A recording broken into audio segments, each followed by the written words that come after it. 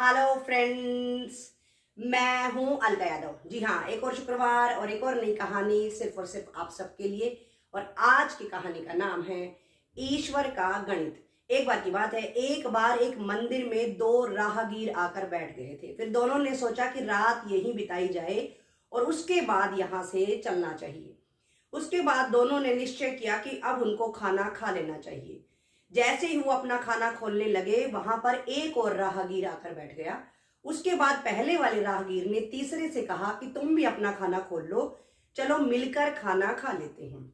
इसके बाद तीसरे राहगीर ने कहा कि मेरे पास तो खाने के लिए कुछ भी नहीं है।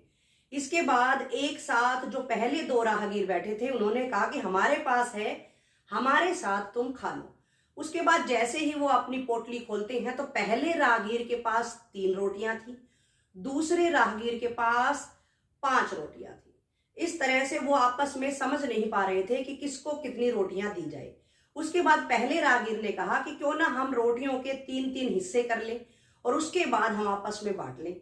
उसके बाद जैसा कि पहले राहगीर ने कहा था, ठीक उसी तरह से पहले और दूसरे ने अपनी अपनी रोटियों के टुकड़े कर लिए और इस तरह से उन रोटियों के 24 टुकड़े हुए और बाद में तीनों में 8-8 टुकड़े बांट दिए गए और तीनों ने उनको बड़े ही आराम से खा लिया और उसके बाद वो वहां पर सो गए।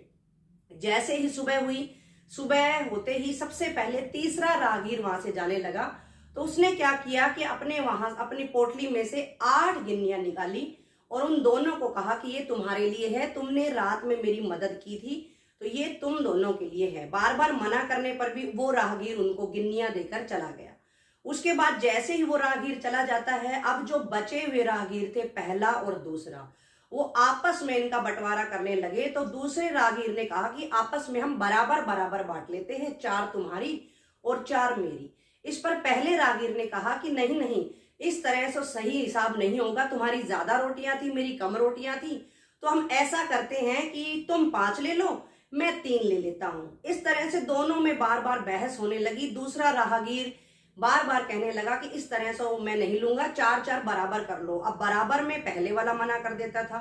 थोड़ी देर के बाद क्या हुआ कि वहां पर पुजारी जी का आना हुआ। पुजारी जी ने पूछा कि बहस का कारण क्या है, तो दोनों ने पुजारी जी को बता दिया। उसके बाद पुजारी जी ने कहा कि मंदिर में बैठे हो, मैं ईश्वर से पूछ कर आता हूं, वो जो भी फैसला सुनाएंगे तुम्हें वो मानना होगा। उसके बाद दोनों राहगीरों ने हामी भर दी। उसके बाद पुजारी जी अंदर गए और पूजा अर्चना करने के पश्चात वो ईश्वर को मन ही मन में सारी बात बताने लगे।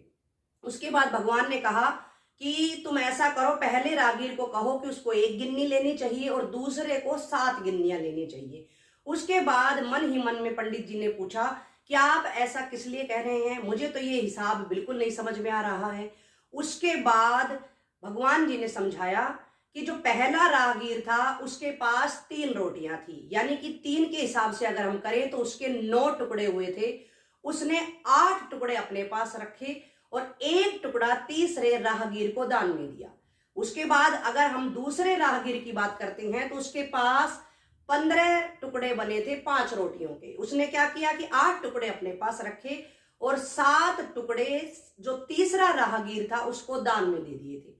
तो इस तरह से पहले राहगीर की 1 गिन्नी बनती है और दूसरे राहगीर की 7 गिन्नियां बनती है।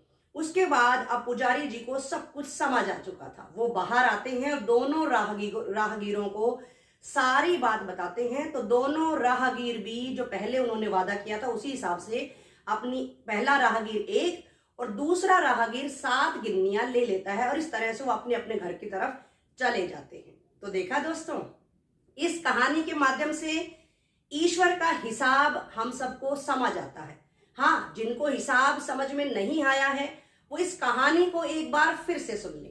और इस कहानी के माध्यम से मैं यही कहना चाहूंगी कि सांसारिक जीवन में हम जिस तरह का गणित अपनाते हैं, हिसाब करते हैं, ईश्वर का गणित हम सबसे अलग होता है और उसका गणित का जो हिसाब होता है वो हमारे कर्मों का सच्चा और सीधा हिसाब होता है।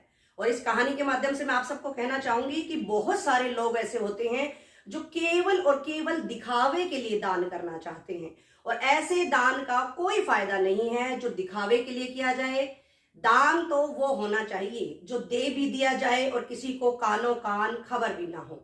तो आप सब लोग अगर दान करना चाहते हैं तो दिखावे के लिए बिल्कुल ना करें, भले ही थोड़ा करें लेकिन सच्चे मन से और बिना दिखावे के लिए करें। फिर देखिएगा कि जो ईश्वर का गणित है आपके पक्ष में ही रहेगा। फिर मिलेंगे दोस्तों, नमस्कार।